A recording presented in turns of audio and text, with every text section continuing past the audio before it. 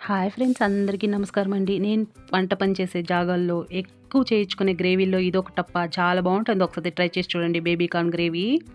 ఈ గ్రేవీ చేసిన రోజైతే బాక్సులు మొత్తం ఖాళీ అయిపోతదబ్బా! ఇలా సన్నగా కట్ చేసుకొని 4 ముక్కలుగా చేసుకుందాం అంతా. ఇలా కడాయిలో ఒక స్పూన్ ఆయిలేసుకొని ఇలా ఫ్రై చేసి ఎత్తుకుందాం దీన్ని. కొంచెం సాల్ట్ ఏసి ఫ్రై చేసుకున్నామంటే సూపర్‌గా ఉంటుంది క్రిస్పీగా గ్రేవీలో. 3 టమాటాలు, 8 కాజు పీసులు మెత్తగా పేస్ట్ చేసి ఎత్తుకుందాము.